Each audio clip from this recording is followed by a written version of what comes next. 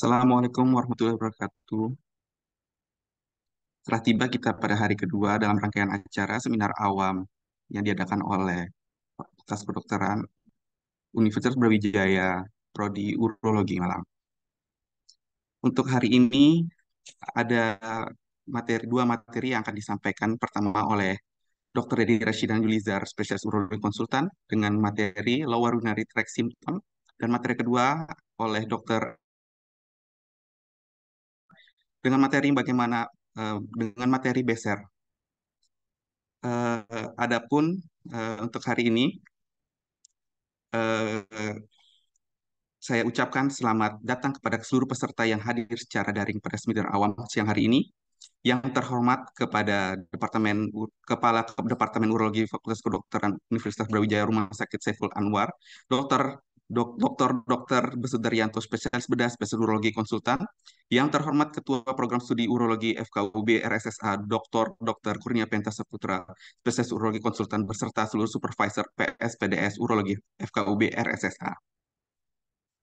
Perkenalkan, saya Dr. Zaki sebagai pembawa acara seminar pada awam hari ini. Seminar hari ini mengusung tema Beser, kapan harus berobat, bersama narasumber yang ahli pada bidangnya, yaitu Dr. Dedi Reshidan Yulizar, spesialis urologi, konsultan female and functional urologi, dan Dr. Andri Kustono, spesialis urologi, konsultan female and functional urologi. Dan seminar pada hari ini akan dimoderatori oleh Dr. Andri Romdon Kurniawan, spesialis urologi. Adapun akan saya bacakan sedikit mengenai kurikulum vitae beliau. Riwayat pendidikan beliau menyelesaikan pendidikan dokter Fakultas Kedokteran Universitas Brawijaya pada tahun 2001 hingga 2007 dan pendidikan dokter spesialis urologi Fakultas Kedokteran Universitas Airlangga 2012 hingga 2018. Dan untuk karir profesional beliau, beliau saat ini sebagai dokter spesialis urologi RSUD Kanjuruhan Kepanjen. Beliau juga sebagai dokter spesialis urologi Rumah Sakit Wafa Husada. Beliau juga bekerja sebagai dokter spesialis urologi Rumah Sakit Bedah Hasta Husada. Untuk mempersingkat waktu pada hari ini, saya persilakan untuk kepada Dr. Andri Romdan Kurniawan, spesialis urologi sebagai selaku moderator pada seminar awam pada pagi hari ini. Terima kasih. Oke, terima kasih Dr. Zaki. Bismillahirrahmanirrahim. Assalamualaikum warahmatullahi wabarakatuh. Eh, Alhamdulillah pada pagi hari ini kita dapat berkumpul dengan Zoom dalam rangka seminar awam urologi dengan tema Beser kapan harus berobat. Nah, di sini kami sudah eh, mempersiapkan dua pembicara yang cukup keren. Yang pertama yaitu Dr. Dedi Rashidan Yulizar, spesialis urologi konsultan female. Dan yang kedua adalah Dr. Andri Kustono, spesialis urologi konsultan female, sebagai narasumber kita. Uh, untuk seminar kali ini akan kami bagi dua session. Yang pertama nanti akan di diberikan apa presentasi oleh Dr. Dedi terlebih dahulu dengan tema mengenai gangguan berkemih. Yang kedua dilanjutkan presentasi oleh Dr. Andri Kustono dengan tema Beser. Setelah itu sesi kedua yaitu tanya jawab bagi siapa saja yang ingin atau memiliki pertanyaan langsung nanti di sesi kedua kita bisa lakukan. Oke, untuk mempersingkat waktu menginjak pada sesi yang pertama dan presentasi yang pertama. Ini kami bacakan kurikulum vitae Dr. Dedi Rashidan Yulizar, spesialis konsultan. Beliau memiliki riwayat pendidikan di Fakultas Kedokteran Universitas Airlangga dan dilanjutkan program dokter spesialis urologi di Fakultas Kedokteran Universitas Airlangga. Karir profesional beliau Ketua KSM Urologi RSUD Ulin Banjarmasin mulai tahun 2020 sampai sekarang. Ketua Divisi Urologi Departemen Bedah 2002 sampai sekarang. Anggota IAUI Kalselpeng dari 2020 sampai sekarang, anggota IAUI mulai dari 2006 sampai sekarang, pengurus ID wilayah Kalsel dari 2008, dan anggota ID cabang Banjarmasin sejak 1996 sampai sekarang. Juga anggota International Society of Sexual Medicine mulai dari 2015 sampai sekarang. Dan anggota SIU dari 2016 sampai sekarang. Cukup panjang karir profesional beliau. Oke, untuk selanjutnya waktu dan tempat kami persilahkan untuk presentasi gangguan berkembang. Monggo dokter. Terima kasih Dr. Andri London atas perkenalannya.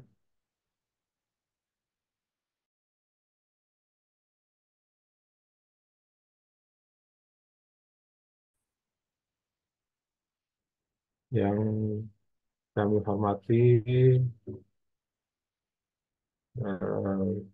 Dr. Busud Beranto sebagai Kepala Departemen Urologi Malang, kemudian Dr. Kurnia Pentasa Putra sebagai Kepala Program Studi, yang kami hormati teman-teman sejawat dan saya kami muliakan para hadirin peserta seminar awam Urologi Malang. Baik, tanpa memperpanjang waktu, untuk sesi pertama ini kami ditugaskan untuk menyampaikan topik tentang gangguan berkemih. Gangguan berkemih sebenarnya ini sangat luas ya, macamnya ya. Keluhannya yang kita fokuskan di sini adalah gangguan atau kumpulan gejala gangguan berkemih dari saluran kemih bagian bawah atau disingkat dengan lower urinary tract syndrome atau sindrom. Slide.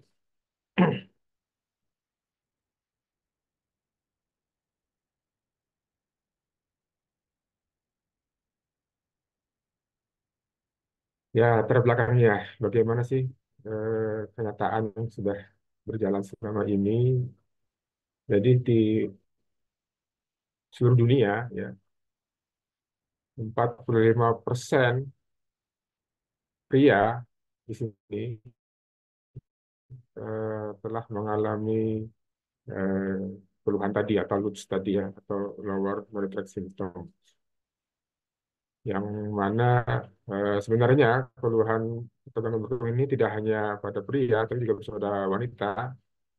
Nanti akan dibahas lebih lanjut oleh presenter kita yang kedua, Dr. Andri Kusono.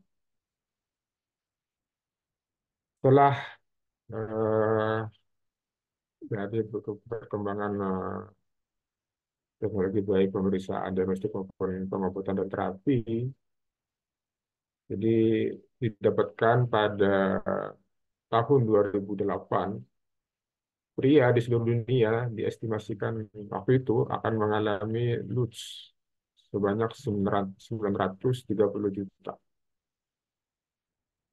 Kenyataannya sekarang sampai 2018, data tadi peningkatan ya, pertumbuhan dalam 10 tahun dari 2008 ke 2018 menjadi 1,1 miliar pria populasi di seluruh dunia. Jadi ini kasusnya memang sangat banyak. Slide.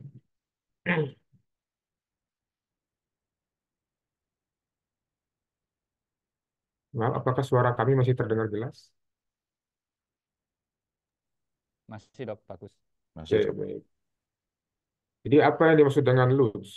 Jadi lower urinary tract symptoms itu adalah kumpulan gejala yang berhubungan dengan gangguan dari proses berkemih.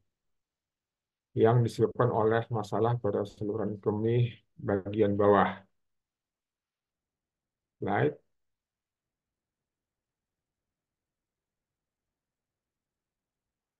Pada pria, LUTS ini paling banyak disebabkan oleh pembesaran prostat jinak atau benign prostate hyperplasia atau BPH atau BPH. Yang mana kalau kita lihat pada slide di sini pada gambar yang sebelah kiri, jadi lobar urinary tract symptom ini tidak hanya pada benign eh, prostat hyperplasia atau pembesaran prostat jinak, tapi bisa juga oleh karena hal-hal lain seperti bladder overactivity ya atau overactive bladder ya. Kemudian nocturnal polyuria ya. Jadi sering berkemih pada malam hari atau yang lawannya overaktif adalah yang underaktif ya. Atau ditulisor underactivity. Jadi kandung kemihnya atau bulu-bulunya malas ya untuk berkontraksi atau beraktivitas untuk mengeluarkan kucingnya ya. Kemudian ada juga chronic pelvic pain syndrome ya. Kemudian ada juga gangguan persarafan, misalnya neurogenic bladder dysfunction. Bisa juga oleh karena infeksi atau proses peradangan atau inflamasi atau urinary tract infection atau inflammation. Atau bisa karena adanya benda asing di dalam tubuh. Ya bisa itu eh, karena batu atau memang ada sesuatu yang dimasukkan ke dalam kandung kemih. Misalnya pada operasi-operasi yang setelah dilakukan tindakan dipasang alat namanya stent atau digistent. Kemudian juga bisa oleh karena penyempitan saluran kemih atau struktur uretra atau uretral structure. Yang mana penyebabnya ini sangat banyak juga, bisa oleh karena trauma, bisa oleh karena infeksi, ya. Dan juga oleh karena adanya tumor di dalam kandung kemih. Ya. Eh, dan tadi juga saya singgung ada juga masalah dengan batu, meskipun tidak dalam kandung kemih, belum masuk ke dalam kandung kemih, dalam hal ini batu di saluran eh, ureter bagian bawah sebelum masuk ke kandung kemih itu juga menyebabkan keluhan LUTS. Ya, jadi banyak sekali penyebab dari eh, gangguan berkemih saluran bawah ini. Tapi yang paling banyak pada pria adalah karena pembesaran prostat jinak. Slide, jadi lihat pada gambar eh, di atas. Jadi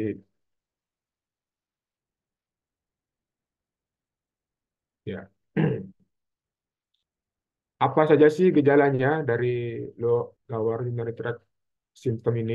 Ya, yang pertama itu adalah urgensi atau keinginan yang kuat atau sangat kuat dan tiba-tiba yang mengharuskan orang itu untuk ke kamar kecil untuk melakukan buang air kecil ya atau berkemih. Jadi keinginan yang sangat kuat. Kemudian gejala lain adalah hesitansi. Eh, Artinya sudah tidak bisa menahan lagi, kadang-kadang belum sampai ke toilet atau ke kamar kecil sudah keluar dulu. Dan ini sangat mengganggu. Selain gejala lain adalah melakukan dribbling, ya. Dribbling ini artinya eh, jadi seperti mau dikeluarkan tapi tertahan, dan harus mendribbling atau entah itu menggoyangkan pinggul bagian bawah atau di daerah kemaluannya, ya. Karena kadang-kadang merasa seperti ada yang tertahan atau yang menahan. Kemudian frekuensi atau eh, jumlah untuk melakukan buang air kecil itu lebih dari 8 kali dalam 24 jam. Dan ini sangat-sangat mengganggu juga. Slide.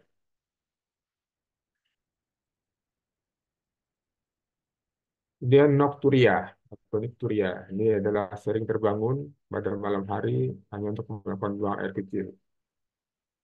Apalagi kalau memang minumnya pada malam hari atau setelah makan malam eh, lebih banyak ya.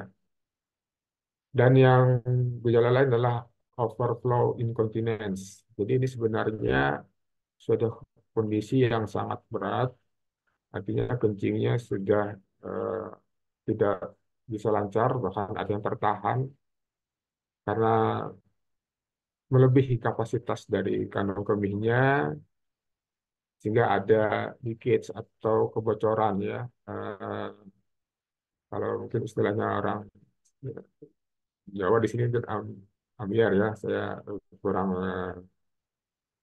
itu satu kalau bahasa kami artinya limpuar. Artinya kalau kita isi gelas penuh, nah itu akan keluar sendiri airnya ya. Sebenarnya kencingnya itu tertahan atau retensi, jadi karena jumlahnya yang melebihi kapasitas mili, akhirnya eh, keluar sendiri yang tidak bisa ditahan lagi ya, atau bocor. Slide.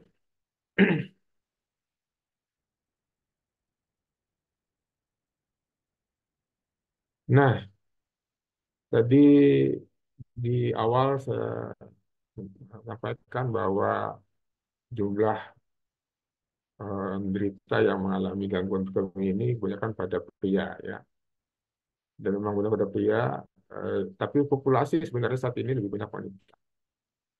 Jadi untuk yang mengalami resiko eh, LUTS ini atau gangguan berkemih saluran bawah, ya memang lebih banyak pada pria pada wanita daripada wanita, dan usia yang sudah lebih lanjut, usia tua, dan ada riwayat juga orang tua atau keluarga atau saudaranya yang mengalami juga LUTS, dan juga dikaitkan dengan nutrisi ya. Jadi yang paling berisiko ini bila mengkonsumsi daging merah ya.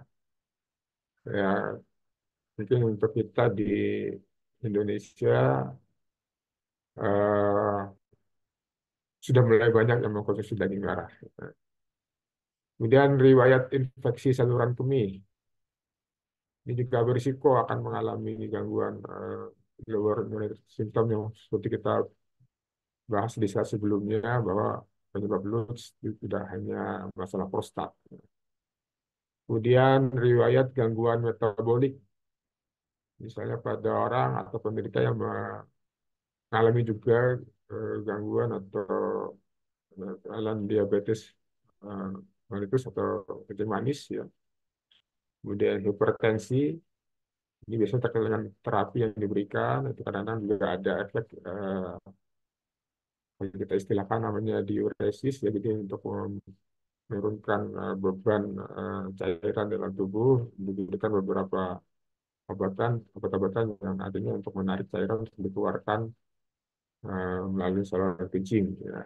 Akibatnya memang akan lebih sering eh, buang air kecil. Nah, tapi pada usia-usia tadi akan mengalami hambatan atau gangguan untuk proses pengeluarannya.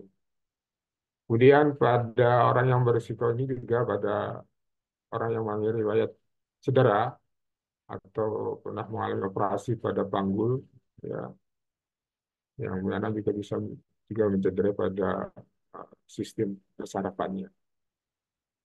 Slide.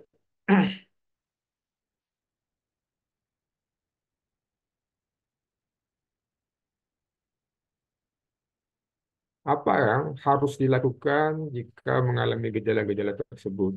Tentunya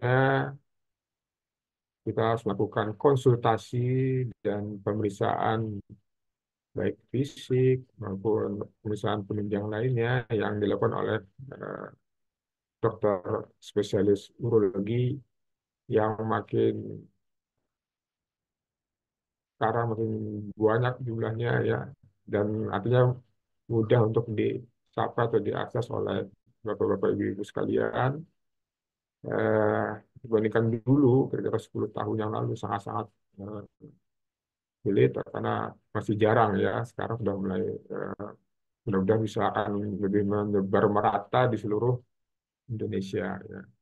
Karena kita tahu tadi bahwa populasinya makin lama makin eh, banyak sekali. Yang akan nanti eh, penderita atau masyarakat yang mengalami gangguan ini akan mendapatkan penanganan yang lebih awal, lebih dini, dan akan dapat mencegah komplikasi lebih lanjut yang mengharuskan dilakukan tindakan-tindakan sampai operasi. Jadi kita harapkan bahwa dengan mudahnya kita mengakses atau mencapai atau menemui para dokter spesialologi nanti, kita akan lebih awal menanganinya, tidak sampai terjadi komplikasi. Itu yang diharapkan. Slide.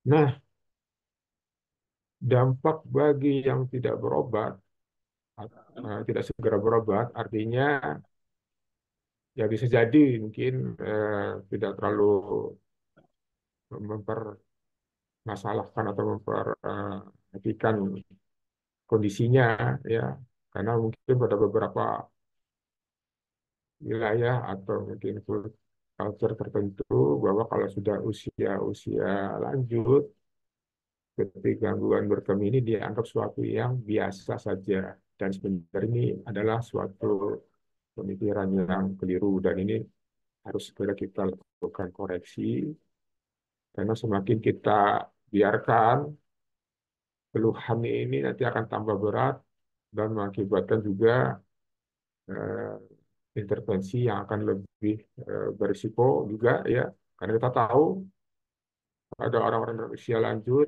itu tidak hanya masalah berkemihnya yang dialami, tapi juga ada beberapa kondisi lain, misalnya jantungnya kah ya, atau kelainan-kelainan metabolis lainnya yang akan memperberat atau mempertinggi risiko untuk melakukan tindakan. Nah, ini kalau kita bagi di sini, dampak bagi yang tidak segera berobat itu yang terutama fisik adalah berkurangnya aktivitas fisik tadi ya. Jadi di mana akan menurunkan juga kualitas hidupnya. Ya. Kemudian juga akan mengalami gangguan atau masalah seksual ya, karena tadi sering terbangun pada malam hari ya untuk berkemih ya, hingga akan juga mempengaruhi aktivitas seksualnya. Kemudian secara psikologis tentunya akan mengalami suatu perasaan atau depresi, perasaan bersalah ya, tidak nyaman juga, artinya kurang percaya diri, kemudian rasa takut karena khawatir menjadi masalah ke depannya, ya, atau tidak bisa mengontrol berkemih, atau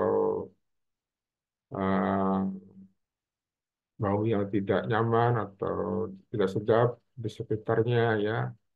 Mungkin kalau yang sudah biasa ya tidak merasa itu sesuatu yang tidak normal, tapi kalau pada kondisi yang baru, mungkin orang lain baru mendekat atau eh, sekitar kita akan merasa tidak nyaman. Kemudian juga mempengaruhi aktivitas atau pekerjaan kita, misalnya kecenderungan menjadi eh, karyawan yang tidak akan mempengaruhi prestasinya ya, tidak bisa digaji dengan lebih tinggi, kemudian tidak bisa masuk kerja juga, yang akhirnya juga akan mengalami atau mengurangi produktivitasnya. Dan juga akan berdampak pada masalah-masalah sosial ya. Jadi akan menarik diri dari lingkungan sekitarnya, mengurangi interaksi sosial ya. Apalagi nanti kalau di tempat umum, misalnya kamar mandi umum ya. Dan juga secara domestik sini memerlukan kebutuhan pakaian dalam khusus atau bedding atau seperti pembalut atau pampers ya. Dan itu juga tidak murah biayanya, dan perhatian khusus dalam berpakaian, dan akhirnya akan semua mempengaruhi kualitas hidupnya. Slide.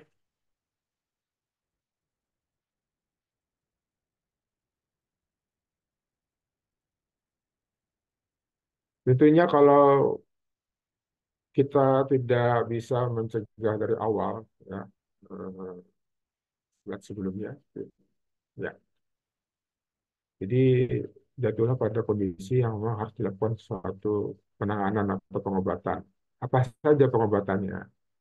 Ya, kalau memang dari awal kita bisa mendapatkan gejala awalnya dan kita lakukan penanganan dari awal, ya maka tidak perlu sampai dilakukan operasi. Ya, hanya kita lakukan konservatif, artinya tidak perlu kita lakukan pemberian obat atau bahkan sampai operasi.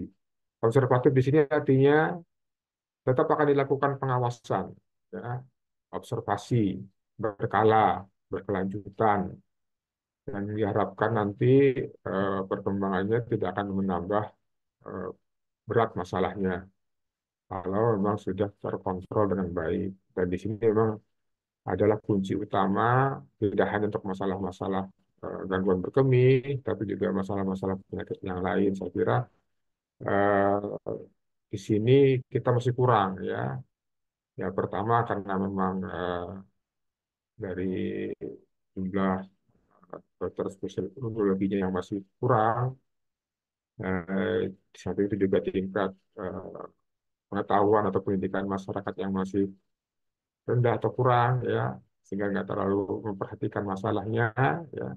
Nah, akhirnya jatuh pada kondisi yang lebih berat yang mana tidak bisa dilakukan lagi tindakan secara konservatif. Dan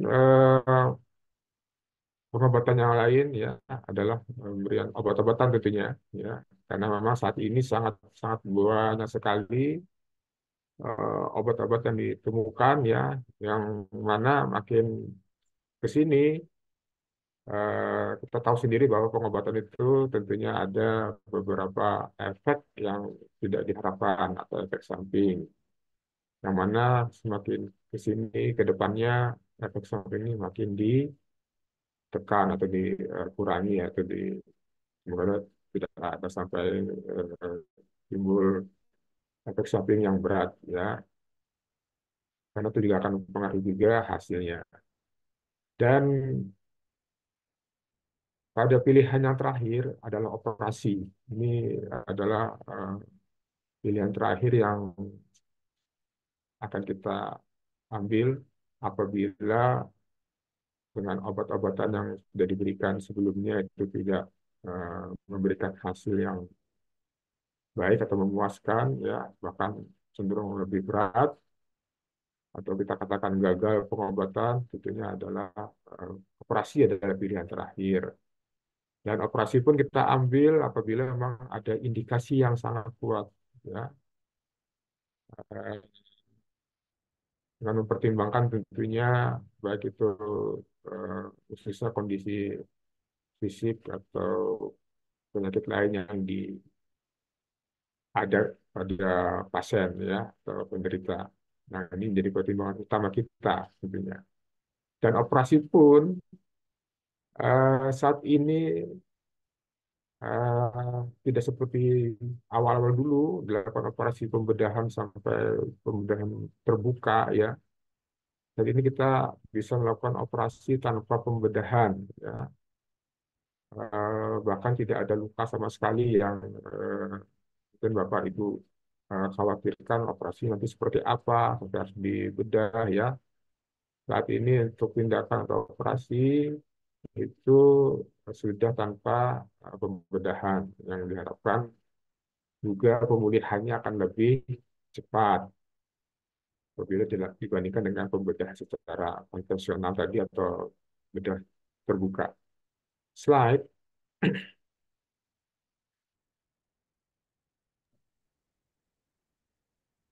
Nah, eh, ini slide yang ini adalah sesuatu yang sangat penting, ya. Jadi mulai sekarang kita sudah bisa melakukan ini, ya, atau memodifikasi gaya hidup kita. Tentunya ini adalah suatu hal yang sangat positif, bermanfaat untuk mencegah jangan sampai terjadi gangguan atau keluhan yang lebih berat ya, seperti menghindari obesitas. Bagaimana caranya? Dengan cara mengkonsumsi makanan bergizi ya dan tinggi serat, serta biasakan melakukan olahraga teratur. Karena kita tahu bahwa makanan atau minuman atau yang kita konsumsi selama ini, kalau kita tidak mengetahui secara persis eh, bahwa yang kita lakukan selama ini justru itu yang menyebabkan keluhan akan bertambah berat. Ya. Kemudian hindarilah makanan yang mengandung banyak kalori. Ini terus kemudian gula serta tinggi natrium atau garam ya. Kemudian menghindari atau mengurangi atau kebiasaan untuk merokok ya. Karena kita tahu memang ini saat ini eh, dari merokok itu sendiri tidak hanya masalah gangguan berkemih yang akan terganggu, tapi yang utama juga adalah masalah pembuluh jantung dan pembuluh darah ya. Bahkan yang tidak merokok pun atau di sekitar orang yang merokok itu juga akan berisiko ya. Jadi tidak hanya yang merokok yang secara aktif, maka yang pasif pun juga akan berdampak. Kemudian menghindari minuman yang mengandung kafein seperti kopi, soda ya. Eh, Tentu ini akan menambah berat keluhan apabila sudah ada gejala-gejala awal yang eh, tanpa disadari sudah dirasakan. Slide.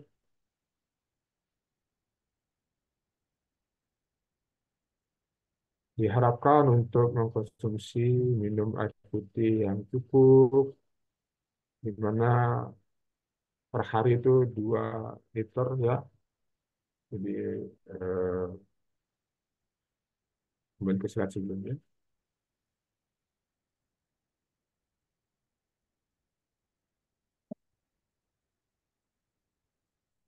Ya, ya jadi minum air putih yang cukup 2 liter per hari ya. Tidak hanya bagus untuk kesehatan, juga bisa mencegah beberapa kondisi yang bisa menyebabkan gangguan seperti juga batu saluran kemih ya. Kemudian menjaga kebersihan organ saluran kemih ya. Tentunya ini sudah menjadi suatu kebiasaan atau yang kita lakukan sehari-hari ya. Slide yang terakhir, saudara. Terima kasih. Eh, Nanti pada sesi berikutnya bila ada pertanyaan silakan diajukan dan semoga bermanfaat untuk kita semua. Wabillahi taufiq wal hidayah. Wassalamualaikum warahmatullahi wabarakatuh. Waalaikumsalam Waalaikumsalam warahmatullahi warahmatullahi wabarakatuh. Terima kasih, Dr. Dedi. Presentasi yang cukup menarik. Pasti audiens banyak yang ingin bertanya, tapi tahan dulu. Kita berlanjut pada presentasi yang kedua, yang akan dipresentasikan oleh Dr. Andri Kustono, spesialis konsultan. Adapun kurikulum vitae beliau, riwayat pendidikan S1 di Fakultas Kedokteran Universitas Brawijaya dengan mengambil pendidikan dokter spesialis di FK Unair, lulus tahun 2017. Karir profesional beliau sebagai staf urologi RSUD Saiful Anwar Malang, staf pengajar Fakultas Kedokteran Universitas Brawijaya, sebagai dokter spesialis urologi Rumah Sakit Muhammadiyah Malang, dan bekerja sebagai dokter spesialis urologi di Rumah Sakit Marsudi Waluyo Malang. Oke, uh, untuk selanjutnya waktu dan tempat kami persilahkan Dokter Andri untuk mempresentasikan dengan tema beser. Monggo, silakan. Ya, terima kasih Dr. Romdon atas kesempatan dan waktu yang diberikan. Oke. Selamat pagi, Assalamualaikum warahmatullahi wabarakatuh. Mohon izin untuk share dulu.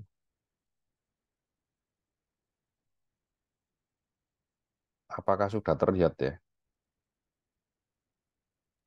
Ampun, ada. Sudah, Dok.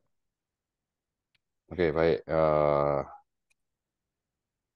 Hari ini saya bertugas untuk mempresentasikan materi tentang beser atau mengompol pada wanita yang nama kerennya yaitu overactive bladder. Ya. Kalau yang tadi Dr. Dedi sudah menyampaikan overactive bladder pada pria. Ya.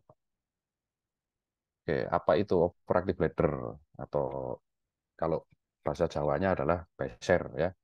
Jadi beser ini adalah kumpulan gejala gangguan saluran berkemih bagian bawah dengan gejala utama urgensi atau kebelet yang tidak bisa ditahan.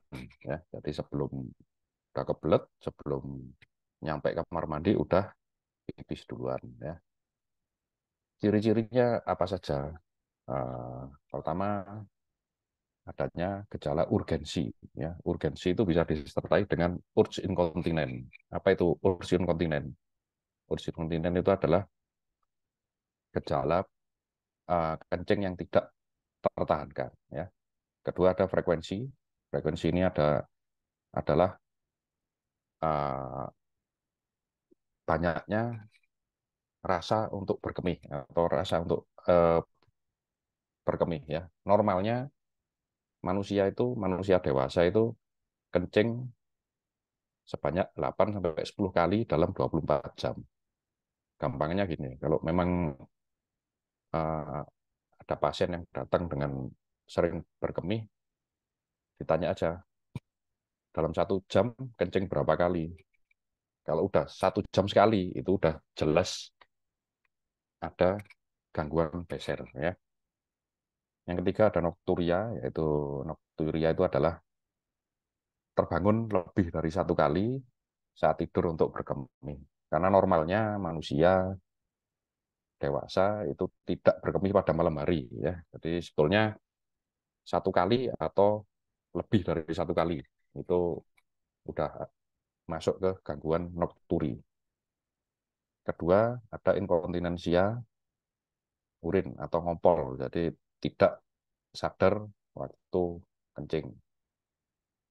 Dan berbagai kelainan ini itu tidak ada kelainan metabolis ataupun kelainan metabolis yang mengikuti.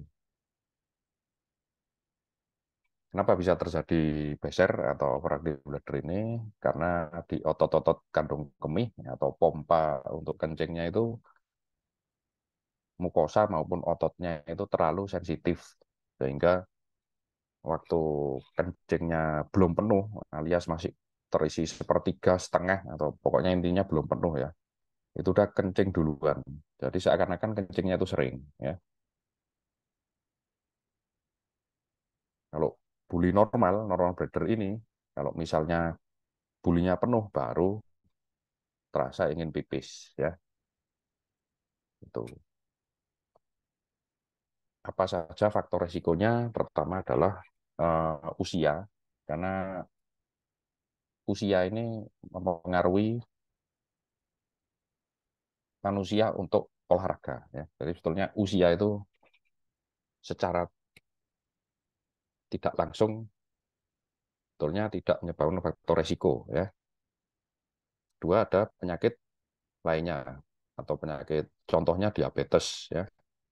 Diabetes atau penyakit stroke, pembesaran prostat, lalu lifestyle-nya nggak benar, yaitu ada konsumsi alkohol, ya, kafein. Nah, ini bisa menyebabkan suatu overactive bladder.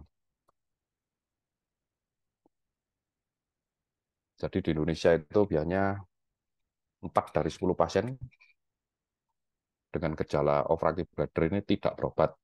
Mungkin beser ini dianggap sesuatu yang wajar. Ya. Oke, ini ya. Kenapa kok tidak berobat? Pertama karena malu ya. Malu tidak bisa menahan kencing ya. Yang kedua menganggap kondisi tersebut akibat usia lanjut, ini yang tadi saya katakan ya.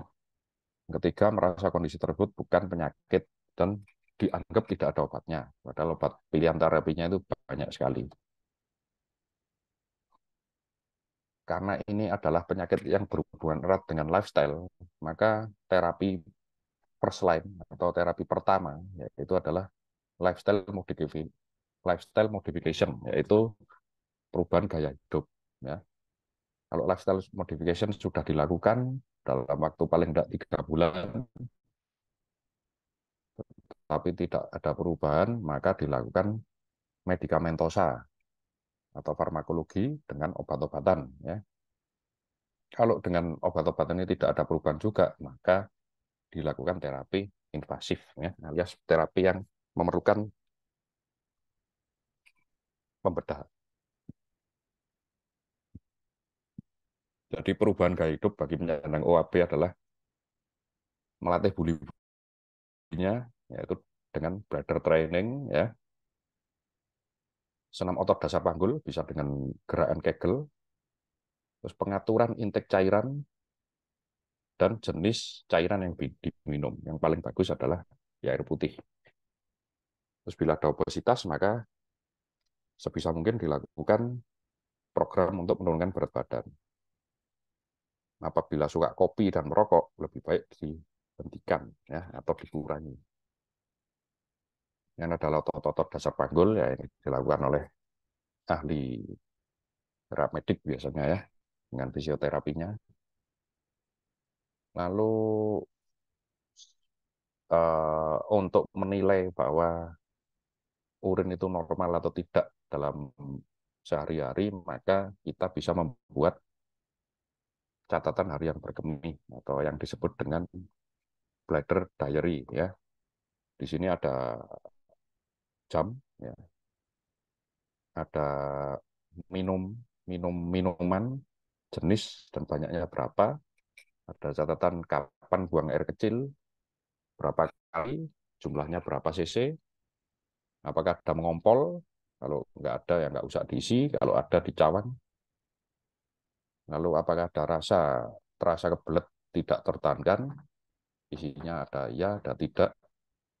Lalu aktivitas yang sedang dilakukan ya, misalnya batuk, bersin, batuk terus keluar urin ya, bersin atau pas olahraga atau waktu mengangkat beban berat, itu juga bisa diisi di sini ya. Ini biasanya bladder diary diisi 2-3 hari sudah cukup ya untuk dilakukan, diserahkan kepada dokter yang menangani.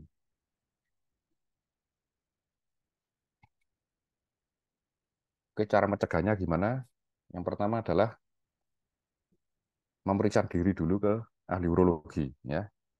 Lalu bila ada penyakit penyerta seperti diabetes, ada hipertensi, itu harus dilakukan kontrol untuk gulanya dan untuk hipertensi tensinya ya.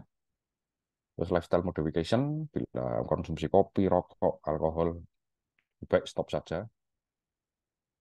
Lalu olahraga untuk menjaga berat badan ideal. Lalu untuk perempuan bisa melakukan gerakan Kegel atau untuk memperkuat pelvic floor muscle atau namanya otot dasar panggul ya. Oke, berikut mitos dan fakta ya. Overactive bladder ini merupakan proses alami penuaan, ini mitos ya. Gejala utama overactive bladder adalah urgensi atau tak tertahankan. Betul, ini faktanya kayak gitu ya. Pasien dengan overactive bladder sebaiknya membatasi asupan cairan, mitos ya. Lelaki orang dewasa itu konsumsi air putih minimal 1,5 sampai 2 liter per hari tanpa dilakukan aktivitas. OAB merupakan penyakit turunan, mitos. Membatasi asupan cairan dapat menurunkan konsentrasi air seni dan mengiritasi kandung kemih, ini juga mitos ya. Selama jenisnya air putih itu aman. Pasien dengan overactive bladder sebaiknya selalu langsung ke spesialis untuk diperiksa sebelum diberikan pengobatan. Ini juga mitos juga ya. Ini bisa dilakukan sendiri di rumah ya. Kalau memang nggak ada perbaikan, baru silakan kontrol ke ahli urologi ya. Oke, baik. Sekian presentasi dari saya. Terima kasih. Assalamualaikum warahmatullahi wabarakatuh. Selamat siang. Ya. Waalaikumsalam warahmatullahi wabarakatuh. Terima kasih Dr. Andri atas presentasinya yang cukup menarik. Memang dari seperti yang diterangkan oleh senior-senior tadi ya, bahwasanya gejala gangguan kemih ini cukup banyak, terutama beser ya. Cuman yang berobat itu sebagian kecil aja yang dianggap itu merupakan suatu proses penuaan. Ternyata itu merupakan mitos, bukan merupakan suatu fakta yang memang bisa diatasi. Dan angka kejadian beser ini itu memang meningkat seiring berjalannya usia karena banyak faktor tadi yang disebutkan, dan itu berimbas pada quality of life, kualitas hidup yang diterangkan oleh Dr. Dedi sama Dr. Adi tadi. Makanya bagaimana cara mengatasinya, kapan itu berobat, kalau ada yang kurang jelas, mari silakan ditanyakan.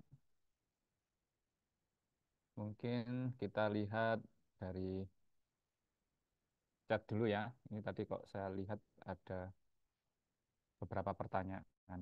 Nah ini, pertanyaan beser. Yang pertama, selamat pagi dokter, pagi. Pada pria LUTS sering disebabkan karena prostat. Apa yang paling sering menyebabkan LUTS pada wanita? Nah ini nanti ditujukan kepada dokter Dedi kelihatannya ya. Yang berikutnya, Assalamualaikum warahmatullahi wabarakatuh. Waalaikumsalam. Izin untuk bertanya, apakah anyang-anyangan termasuk tanda LUTS? Dokter Dedi juga. Terus yang berikutnya, dari Probolinggo, jauh ini. Selamat pagi dokter, saya Randy dari Probolinggo. Mau bertanya, saya mau berencana untuk umroh, tapi kadang-kadang saya ingin kencing terus. Bagaimana ya dok, biar tidak mengganggu ibadah saya? Ini usia berapa ini ya? Nggak diterangkan ya.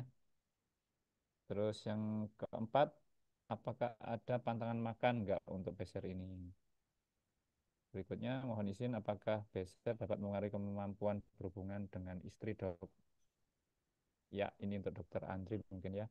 Baik, untuk pertanyaan pertama, monggo dokter Dedis untuk bisa menjawab. Baik, apakah suara masih terdengar jelas? Jelas dok. Terima kasih atas pertanyaannya. Terima kasih Saudara Moderator, Dr. Rondon. Ya, bisa dibantu dengan tampilan slide-nya dulu yang ada gambar diagram dari penyebab atau apa saja penyebab daripada LUTS.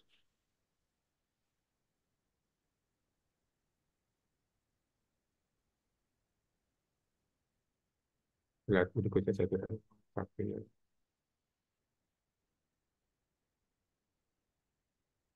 ya, slide lagi, slide lagi. Ya, ini ya. Jadi pertanyaannya pada sebelumnya, yang tadi sebelumnya.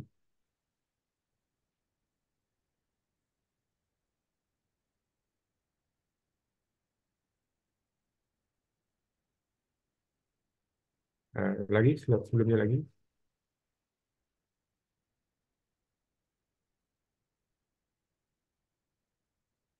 Sebelumnya.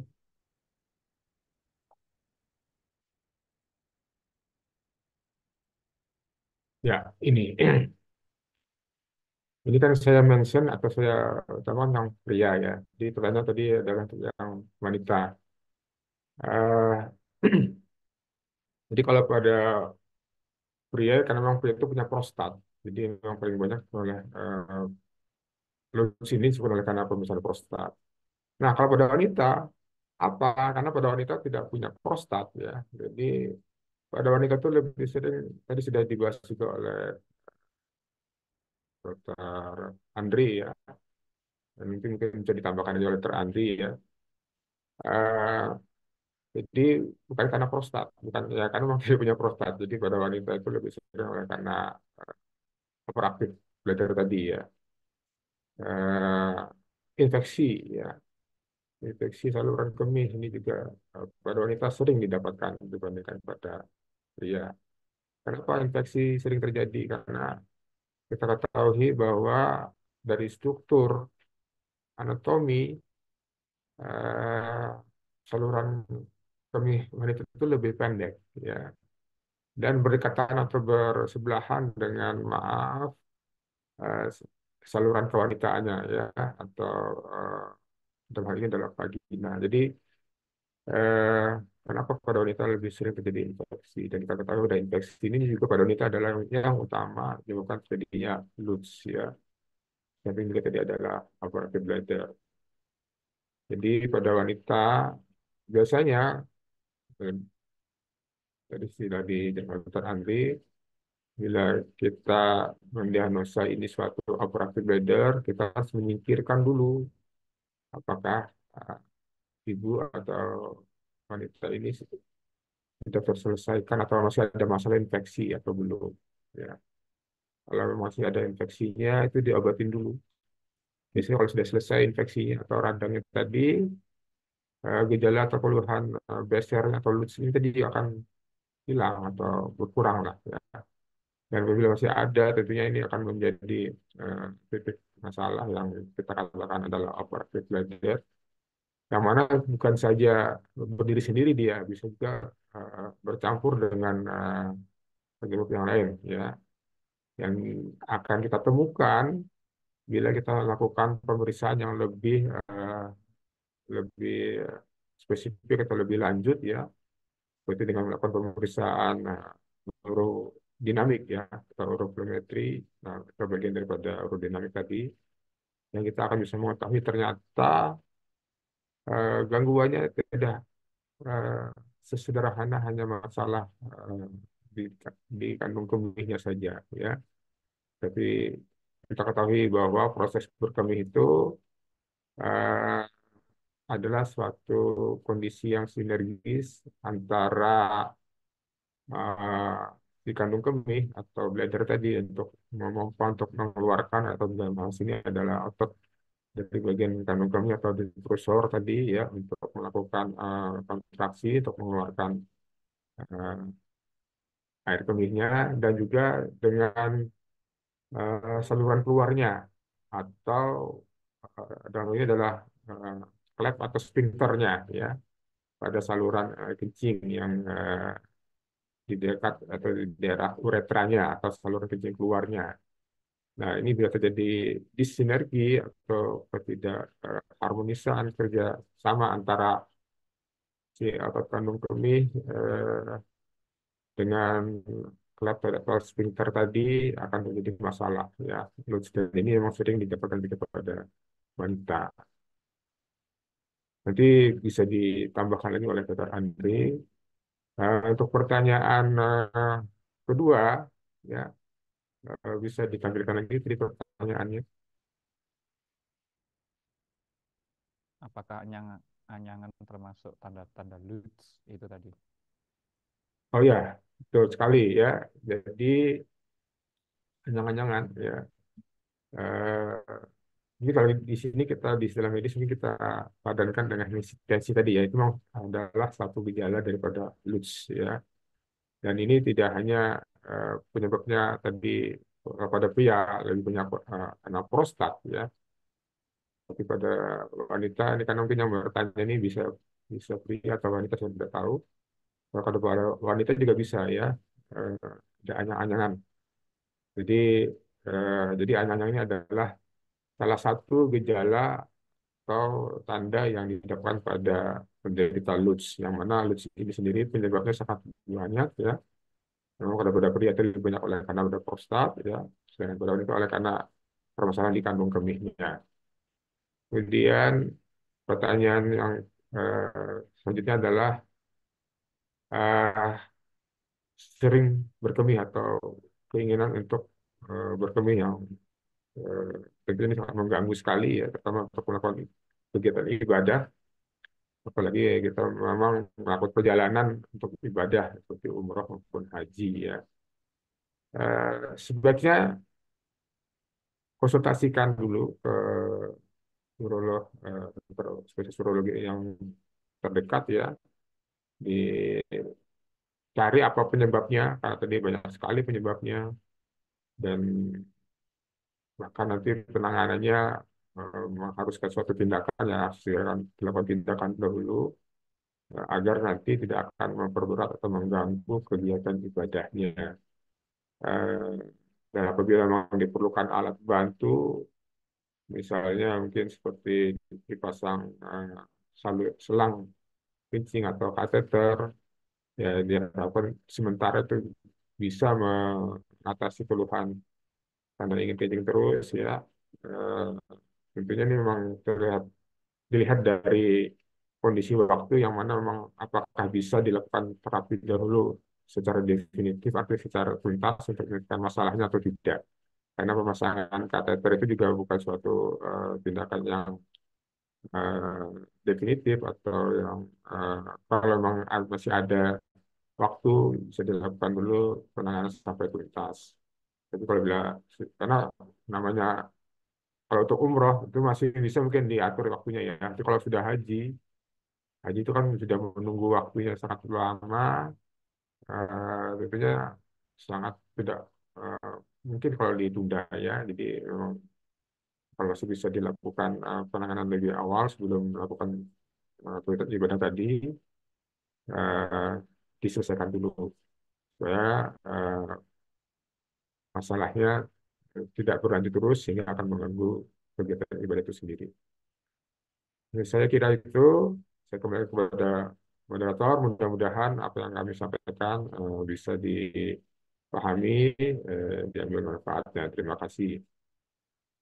Terima kasih Dokter Dari. Mungkin sekalian pertanyaan nomor 4 itu, apa ada pantangan makanan untuk beser ini Oke. sebelum ke Dokter Andri? Ya nanti juga di Dr. Andri ya.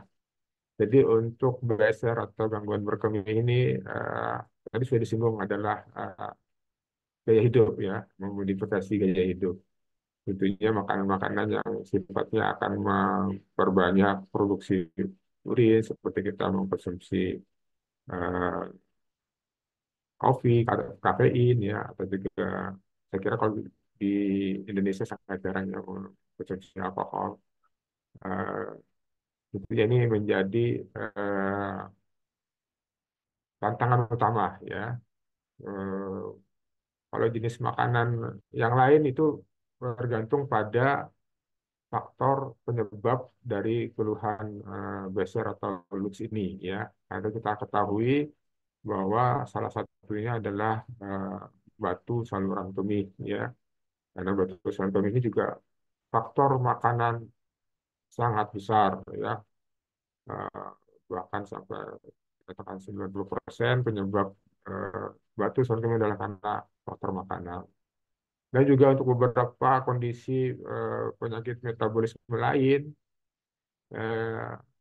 itu juga tergantung dari makanan ya, seperti diabetes, kemudian hipertensi ya, itu juga faktor makanan ini sangat besar pengaruhnya, sehingga tentunya akan menjadi pantangan juga, yang mana juga nanti akan berpengaruh ke keluhan beser atau eh, gangguan atau gejala gangguan berkemih saluran bawah. Saya kira itu, Dr. Oke, terima kasih Dokter Dedi. Kami rasa cukup jelas ya dari penjelasan Dokter Dedi. Mungkin ada yang perlu ditambahkan oleh Dokter Andri sekaligus menjawab pertanyaan nomor 5. Monggo Dokter Andri Kustono. Ya, terima kasih Dr. Romdon ya. Jadi pada menambahkan yang pertama, Lutz sering disebabkan karena prostat. Ini karena pada pria ya. Kalau wanita itu nggak punya prostat, jadi nggak ada gejala prostat. Cuman gejala Lutz ada ya. Lutz itu artinya kumpulan gejala yang mengarah kepada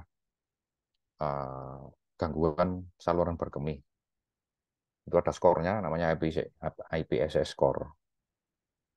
Lalu kalau pada wanita ini sebetulnya kebanyakan adalah gejala iritasi ya, karena yang Dokter Dedi bilang tadi itu uretranya pendek sekitar 4 cm dibandingkan dengan pria itu 20 cm dan dekat dengan 2 lubang, yaitu 2 lubang vagina dan lubang anus.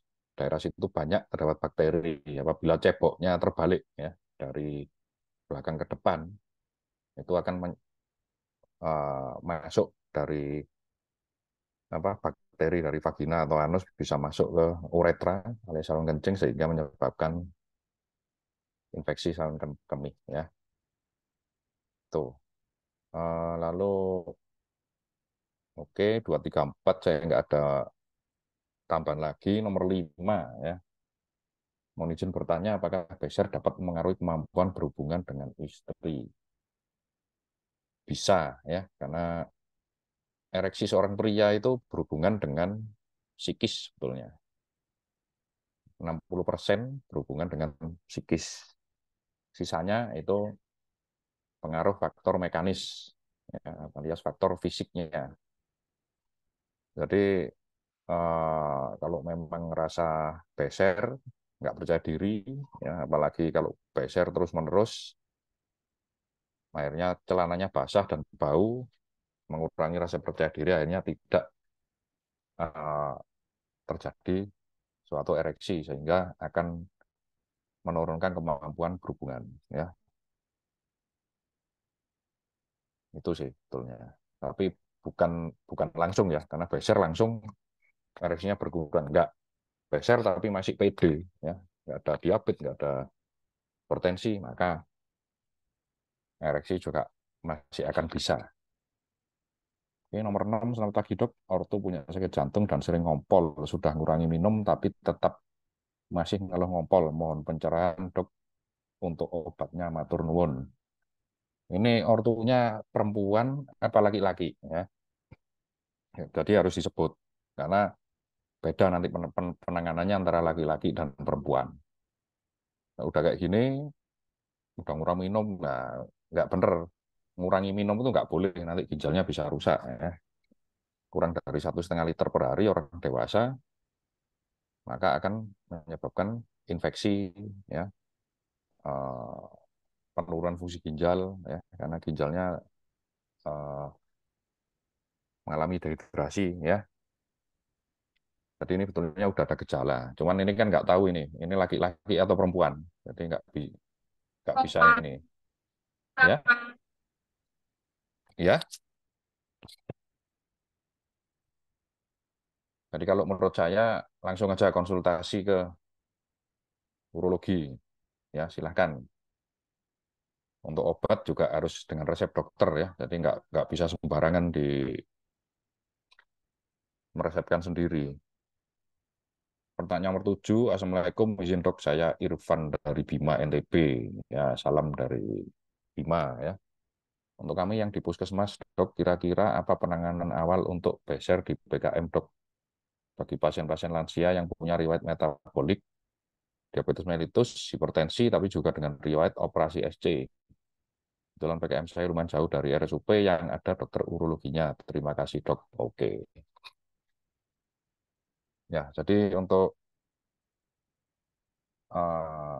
Dr. Irfan ya,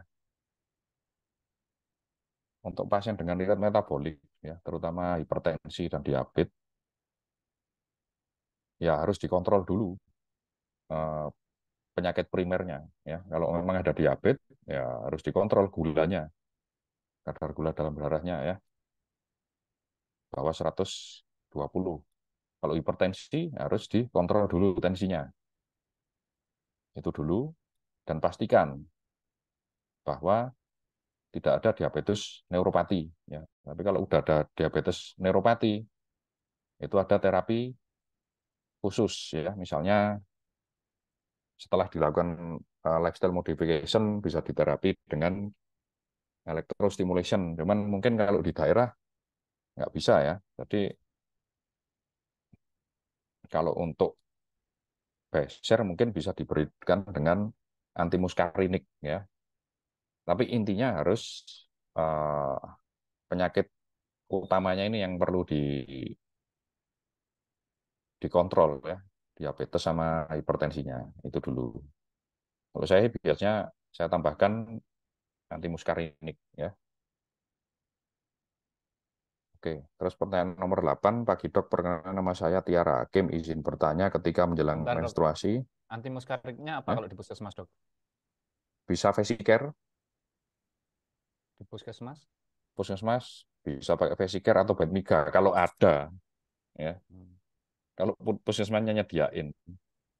Kalau nggak ada ya itu apa ya, pakai apa? Ini memang kalau apa ya, fungsional urologi itu kita memang perlu banyak fasilitas ya, misalnya kayak uroflometri, urodinamik, terus electrostimulation, ada injeksi sampai ke kamar operasi. Jadi kalau Soal memang di amitriptyl ini, Dokter? amitriptilin itu kan tergantung. Kalau memang ada gangguan psikogenik bisa diberikan. Tapi kalau nggak ada ya nggak akan ini. Kan penyebabnya banyak ini. Diabetes, hipertensi biasanya ada detrusor underactivity ya. Biasanya itu kalau di perusahaan urodinamik. Tapi kan untuk membuktikan itu, lah ini di mana ini? Di NTB yang di puskesmas. Ini jelas nggak ada ini apa Nah, ya, urodinamiknya ya. Itu susahnya. obat-obatnya, iya, obat-obatnya kan kalau di daerah untuk bad migraine susah. Susah memang ya. Ya ini ya dirujuk ya. Dirujuk aja ini. Kalau memang jawabannya dirujuk ya. Itu ya. Oke, dilanjut ya. Izin, Eh, Tiara Hakim ya, izin bertanya ketika menjelang menstruasi tiap bulannya saya merasa sering beser dok, namun setelah menstruasi beser itu juga hilang. Apakah mungkin bisa menjadi salah satu faktor pencetus dari beser yang saya alami? Terima kasih sebelumnya dok.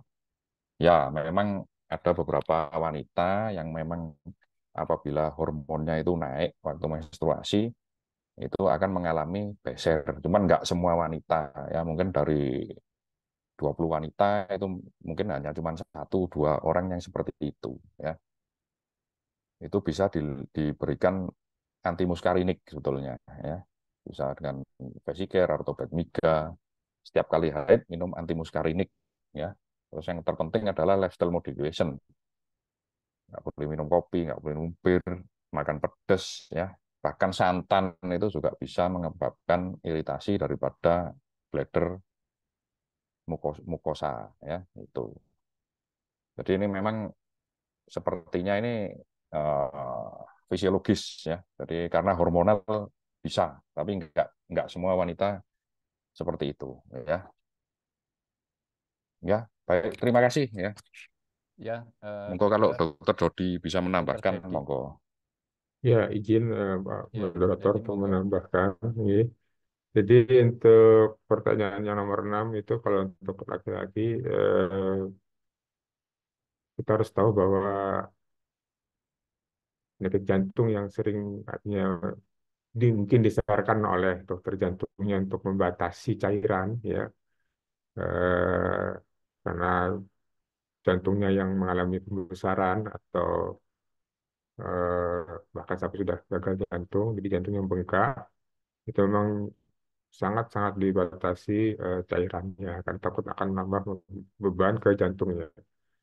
Tentunya itu akan diberikan juga obat-obatan yang sifatnya untuk mengurangi beban di jantung tadi dengan memberikan obat-obat diuretik ya yang menyebabkan menarik cairan untuk dikeluarkan melalui ginjal. Selama artinya tidak ada gangguan di dalam proses pengeluarannya, dalam hal ini pada pria prostatnya, nah ini biasanya yang mengalami gangguan penyakit jantung ini juga sudah usia-usia yang sangat besar resikonya untuk mengalami pembesaran prostat tentunya. Dan ini bisa menjadi pemberat atau menambah masalahnya ya. Sudah artinya cairan yang dibatasin atau sudah mengurangi minum, diberikan beberapa obat-obatan yang menyebabkan ginjal dipaksa untuk mengeluarkan produksi urin yang untuk menarik cairan tadi sehingga dikeluarkan oleh kencing. Nah, di proses pengeluarannya akan mengalami gangguan karena ada pembesaran prostat. Tentunya ini akan menjadi permasalahan yang perlu penanganan yang lebih terintegrasi ya, karena kadang-kadang antara kami urolog dengan teman-teman sejawat seperti dokter jantung ada beberapa saran yang bisa dikatakan bertentangan ya. Jadi untuk jantungnya disuruh membatasi minum ya, sementara dari kami ya dengan kondisi artinya ya tidak ada masalah dengan prostatnya atau mungkin ada batu juga sama kami, kita sarankan untuk eh, konsumsi cairan atau minum minimal 1,5 sampai 2 liter per hari. Dan tentunya ini akan menjadi eh, ya bisa menjadi kesulitan kita untuk mengatasi atau mengobati eh, pasien atau penderita. Jadi ini harus betul-betul dilakukan pemeriksaan yang lebih eh, terintegrasi dan lebih lengkap sampai mungkin bahkan dilakukan pemeriksaan tadi urodinamik ya. Nah, sedangkan untuk obat-obatan antimuskarinik ini pun ya jangankan di puskesmas ya, di rumah sakit baik itu di daerah tingkat 2 bahkan di tingkat 1 provinsi pun eh, apalagi pasien-pasien yang kita tangani hampir 99% adalah pengguna fasilitas BPJS ya. Jadi untuk ketersediaan obat-obatan ini memang masih beberapa kendala, adanya restriksi ya untuk kita berikan obat-obat tersebut.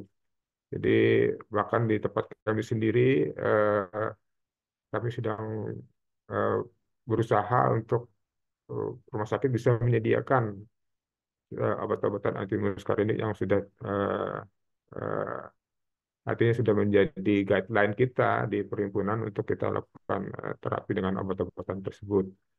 Ya, jadi untuk di rumah sakit bahkan apalagi di puskesmas ya untuk obat-obatan seperti ini sangat-sangatlah sulit untuk didapatkan. Tentunya ya, pengobatan atau penanganan menjadi tidak optimal atau maksimal. Eh, Demikian tambahan dari saya, Dr. Ramda. Terima kasih. Oke, matur suwun dokter. Ya benar apa yang diuraikan oleh dokter Dedi. Jadi pengalaman juga ini di rumah sakit kami itu seringkali mendapatkan konsulan dari teman swab opsin, teman swab lain mengenai gangguan berkemih ini. Jadi memang ada kadangkala kalau sudah ada hubungannya dengan kardio ya. Jadi yang dimana kardio harus membatasi minum, terus kita harus memberikan asupan cairan yang cukup, itu kadang bertentangan. Nah, kalau saya biasanya itu nego sama dokter kardionya.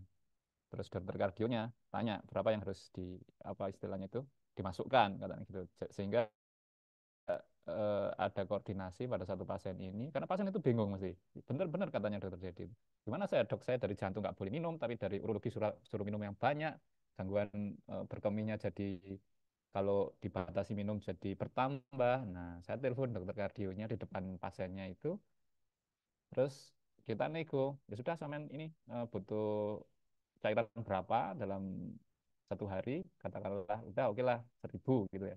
Jadi dokter kardionya menambahkan terapi entah itu furosemid entah itu apa yang bisa menurunkan apa istilahnya beban di jantungnya dan itu alhamdulillah selama ini sih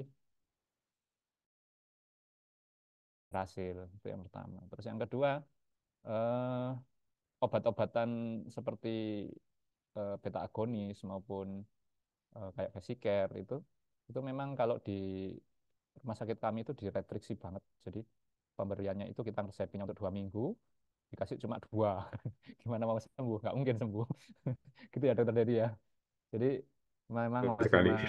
masalah apa agak pelik juga gitu loh. Terus kalau dari apa kami itu biasanya kita menggunakan lifestyle modification. Terus dan itu alhamdulillah untuk 30% pasien terbantu. Dan yang paling penting itu mungkin ini ya kalau pada usia atau pada wanita yang usia subur ditanyakan apakah menggunakan KB IUD terus sering keputihan itu sangat-sangat berefek pada terjadinya gangguan saluran kemih terutama beser dan gangguan lainnya. Mungkin itu ya dari saya. Dari panitia ini waktunya sampai kapan ya? Udah habis ya? Duh, kok tuh? Waktunya Unlimited sudah ini kayaknya. cukup, dokter. Sudah mau habis. Oh gitu. Mungkin ada pertanyaan lagi apa enggak? Enggak ada ya? Sudah habis ya panitia ya? Oh, ada ini tadi yang ditanyakan Sudah itu habis. habis ya. Kalau sudah habis, tidak ada yang ditanyakan lagi. eh, Mungkin ini di penghujung acara seminar awam tentang gangguan saluran berkemih dan beser. Dan alhamdulillah, terima kasih atas kesediaan waktu dan ilmunya bagi Dr. Dedi dan Dr. Andri yang sudah sharing ilmu yang cukup manfaat bagi kami. Tidak lupa saya ucapkan terima kasih kepada panitia yang berkenan mengundang kami untuk memberikan presentasi seminar awam ini. Dari saya sebagai moderator ada kurang lebihnya kami sampaikan mohon maaf yang sebesar-besarnya. Wabillahi taufiq wal hidayah. Wassalamualaikum warahmatullahi wabarakatuh. Saya kembalikan ke panitia. Terima kasih. Waalaikumsalam warahmatullahi Waalaikumsalam warahmatullahi wabarakatuh. Terima kasih kepada seluruh narasumber dan moderator. Semoga ilmu yang dipelajari hari ini dapat menjadi manfaat untuk kita semua. Kepada peserta diingatkan seminar agar dapat mengisi survei kepuasan pada link yang telah disediakan pada kolom chat. Terima kasih kepada seluruh peserta atas antusiasmenya. Saya mewakili panitia, mohon maaf jika ada yang kurang berkenan. Sampai jumpa pada acara seminar selanjutnya. Assalamualaikum warahmatullahi wabarakatuh. Sekian dan terima kasih kami ucapkan.